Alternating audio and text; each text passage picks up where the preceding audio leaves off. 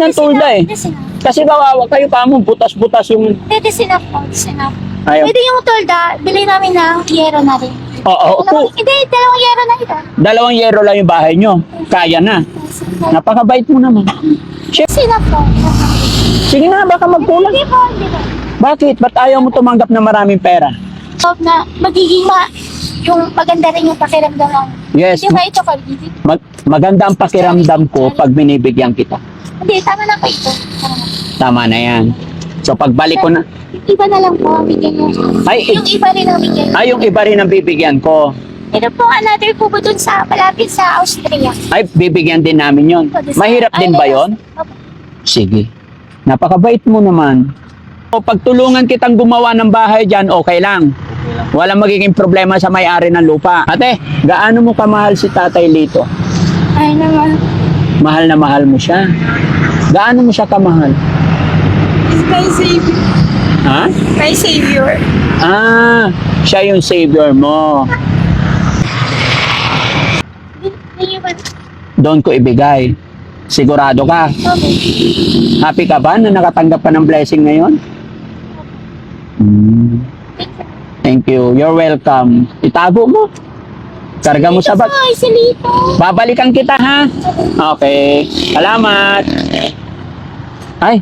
Oo. Bait mo naman. Ay, yung mabay nagbigay. Mabait din, oo. Yun ang trabaho ko. Kaya babalikan kita para padalhan kita anong gusto mong grocery. Ay, naman bahala. Ako nang bahala. Ulam, ano bang gusto mong ulam? Silito po yun. Si Lito ang bumibili. O sige, babalikan kita ulit ha. Okay, tawagin ko si Lito. O. Ayan, ipapahawak daw niya yung pera sa'yo. Maraming salamat po sa tulong niyo po. Ha? Lapit ka dito sir para makuha yung ano. Sir, nung nagbahay ka dito, nagpaalam ka sa may-ari, okay lang naman daw. Kahit na kahoy-kahoy, walang problema. Akong naglilinis dito sa lupa nila. Ay, ikaw naglilinis sa lupa nila. Opo. Ako ang naglilinis kaya pinatira ako dito. Kaya pinatira ka dito. Ba't hindi mo na pagawa yung bahay mo? Yung mga kahit kahoy-kahoy.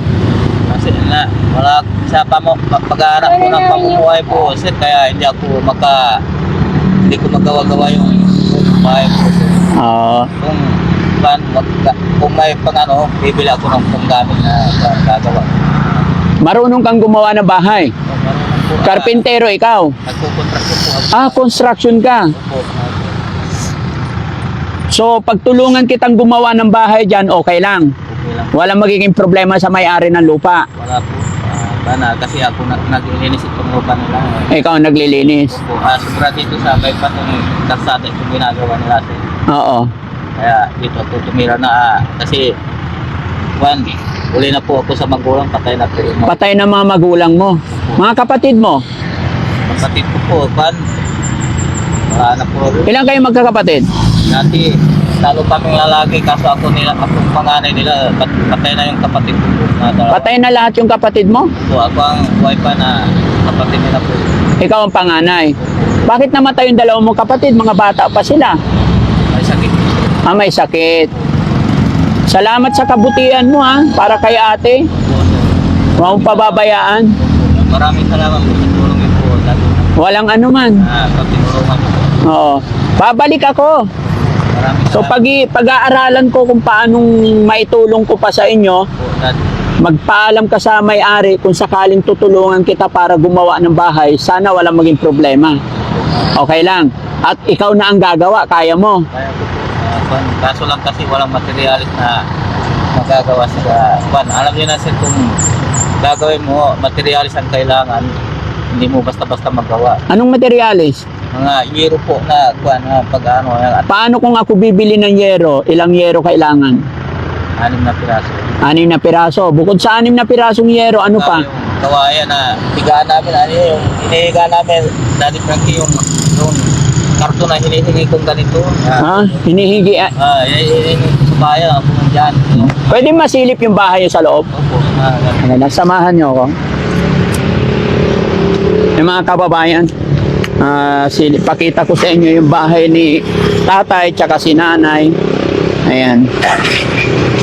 Mag-iingat kayo, baka may ahas dyan, oh. Ha? Ay, may pusa kayo. Marami kami kapag pusa na. Dyan na lang kayo. Pasensya na po kayo sa tinutulungan namin na. Okay lang. Sige. Yung hinitigan namin. Kasama namin na yung pusa. Makasok yan sa loob. Kasama nyo yung pusa. Opo, gan. Ilang buwan na kayo nakatira dyan? Isang buwan na mahigit po. Isang buwan pa lang? Opo, isang buwan na mahigit na. Parang hindi isang buwan to. Mahigit na na. Nung kaso, nasira na po. Ito yung mga gan. Oo, di ba hindi lang isang buwan dito? Nandiyan yung pa na. Baka taon na. Tapos dyan kayo nagsasaing. Opo. Mabuti hindi nasusunog yan. Hindi po, sabi ko sa kay Miriam, ingatan mo po, pagka masunugan tayo, wala tayong matiraan. Sabi ko. Oo, eto tignan mo, tolda lahat. Opo. Tapos karton lahat yan. Oo. Tapos diyan ka magsasaing, baka masunog kayo. Hindi, tinatalya namin yung tubig din na pagkapasali may masunog. Naka-ready ang tubig. Opo, dati po. Sige, tay. Pasensya ka na sa akin. Makulit ako. Marami akong tanong. Opo. Para gusto ko kasi malaman ang lahat-lahat. So, ipag-pray lang natin na sana makabalik si Daddy Frankie at kung ano ang pwedeng maitulong ni Daddy Frankie sa'yo, ha? Opo. Okay, sana malagpasan ninyo yung problemang ito. Opo. Maraming salamat po sa tulong niyo po, Daddy Frankie. Mm-mm. So Ayun mga ang kababayan, buhay po. mga kabarangay, nakita nyo po yung sitwasyon ni Ate Lisel. Ate Miriam po. Ate Miriam. Miriam po ang pangalan At saka po. si Tatay Lito. Opo. May isang anak. May isa po. Kaya lang nag-aalaga, biyanan mo. Opo. Bakit hindi kayo ang nag-aalaga? Ayaw nila dito, ayaw tinutulogan namin na ito, pagka maano na, lamok daw. Baka makagat ng lamok. Opo, yan, tinutulogan namin, karton lang ang namin. Ngayon mga kababayan, mga kabarangay, tayo na lang po ang umunawa sa lahat. Alam ko sa mga tagapanood natin ay mauunawaan ninyo kung ano man yung mga kahinaan nila.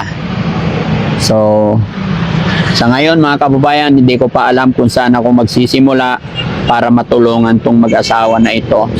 Pero pag-iisipan ng Team Daddy Frankie kung paano tayo makakatulong.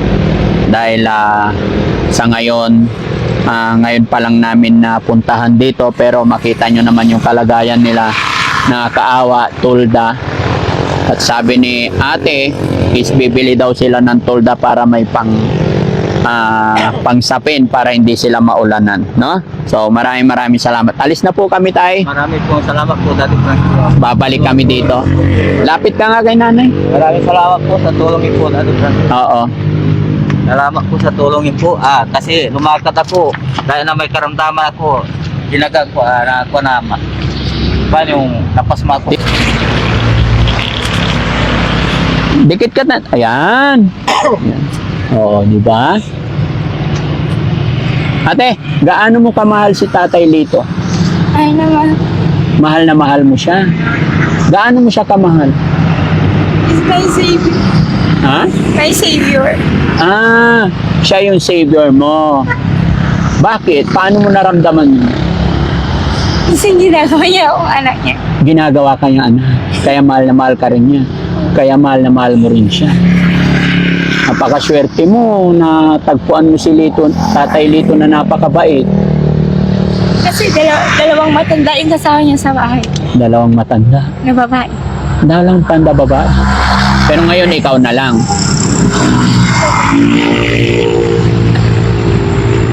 Si Tatay Lito naman, gaano mo ka mahal si ate? Ako rin din. Kaya, Daddy Frankie, kasi mahal din ako na nautos ko, iniintindihan din ako kung umuwi ako, nagluluto na naman kayo namin. Nagkakaintindihan kayo. Bahala ka na dito, maghanap ako ng makain natin sa sila. Alam mo na yung pamumuhay natin kung hindi ako maghanap ng makain. Tatay Lito, wag mong mamasamahin. Hanggang saan ang natapos mo po? High school lang po. High school lang. So marunong ka naman sa pera. Magkano yung pera nandyan sa'yo? Kano yung binigay? to 2,600. 2,600. Dagdagan natin para may pambili kayong pagkain kasi dinadagdagan ko, ayaw na ni ate. Oh, Maraming salamat po. okay. Para may pambili kayong mga gamit nyo, ha? Maraming salamat po sa tulong niyo po dati. Bibili ako ng gamit namin sa bahay. Minsan ginagamit niya yung pag-ano sa sandok na pagkain namin, yung kutsara, nalalaglag sa kwan. Magkano ba sinisweldo mo pagko-construction? Mali lang po dati sa 350 lang. O 350 araw-araw. Opo. Kung ang trabaho namin dati, Frankie, yung trabaho namin hirap, yung magbukay ka ng bukay, kahit na may langgam yan, pinagkakita namin sa hirap ng buhay.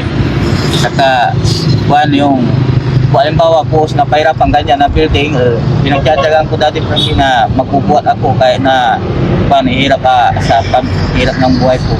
Okay lang yun. Basta laban lang, ha? Opo. Pag-pray natin, sana makabalik ako, matulungan ko pa kayo. Opo. Pag-iisipan ko kung ano pa ang pwede kong itulong sa inyo. Maraming salamat po sa tulong niyo po. O, basta huwag mong pababayaan yung asawa mo. Opo. Ha? Magpasalamat ka kay Daddy Frankie na Salamat po.